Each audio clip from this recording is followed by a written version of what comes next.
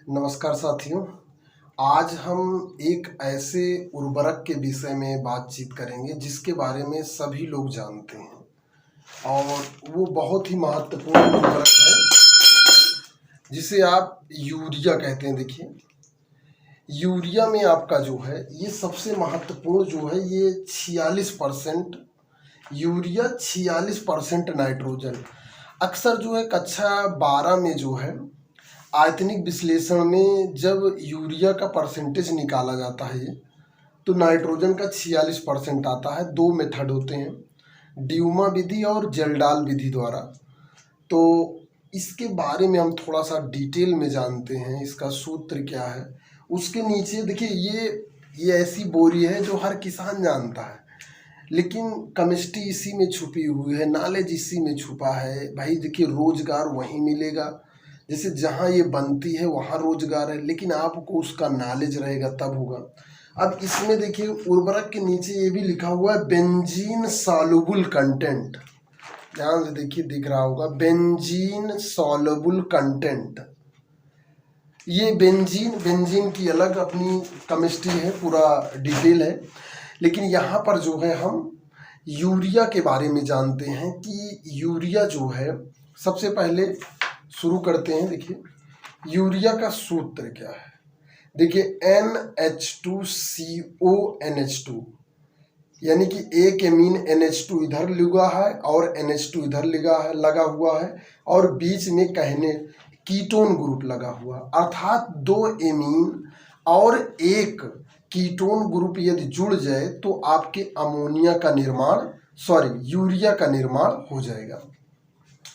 देखिए, इसका जो अणुसूत्र है N2C4N2H4CO और इसका जो एटॉमिक वेट होता है वो 60 होता है। सभी तत्वों के परमाणु भार को जोड़ लीजिए तो आपका जो है एटॉमिक वेट।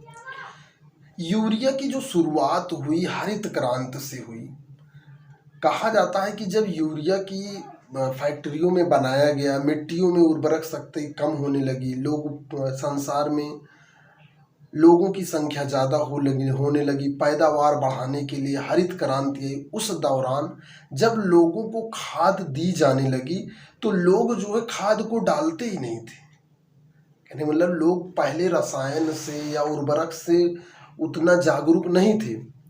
लोग खेती भी उतनी नहीं हो पाती थी, उतनी जोताई भी नहीं हो पाती थी, बहुत सारी समस्याएं थी।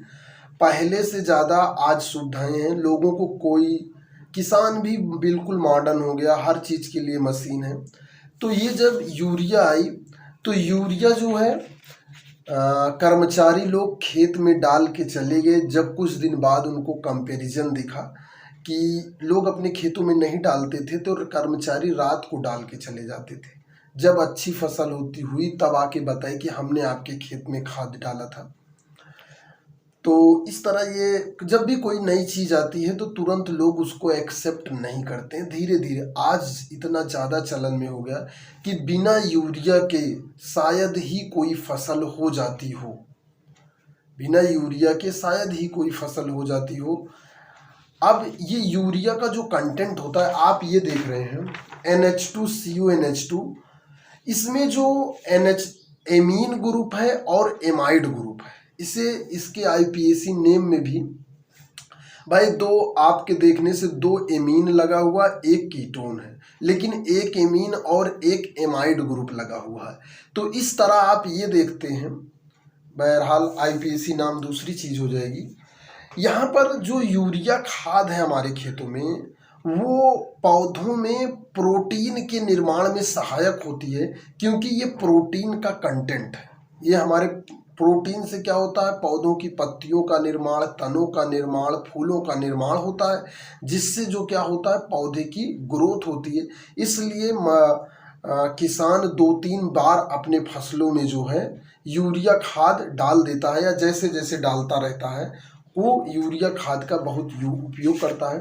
देखिए, जो मेरा यूरिया के बारे में तो बहुत कुछ बताना है, बहुत लंबी केमिस्ट्री है, लेकिन यहाँ पर जो मेरा मुख्य उद्देश्य है वो आपको केवल ये सूत्र बताना कि अमोनिया का जो सूत्र है। देखिए, जो लोग पढ़ते हैं वो तो ठीक है, जो लोग जानकारी चाहते हैं कि भाई देखिए हम जो यूज कर रहे हैं, जिस बोरी का हम यूज करते हैं, कहने मतलब जिस बोरी का हम डेली यूज कर रहे हैं, अगर उसका हम फार्मूला याद कर लें थोड़ा सा तो और अच्छा रहेगा। तो इसका फार्मूला होता है NH2CONH2, यूरिया।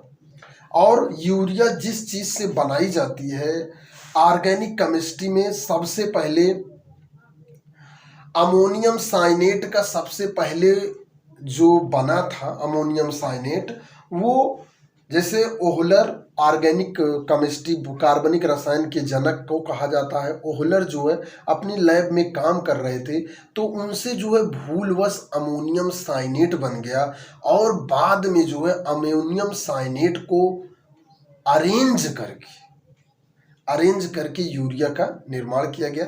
इस वीडियो में इतना ही। मैं गुलाब चंद मौर्य, साइंस टीचर। धन्यवाद। वीडियो को लाइक भी करिए, शेयर भी करिए। धन्यवाद।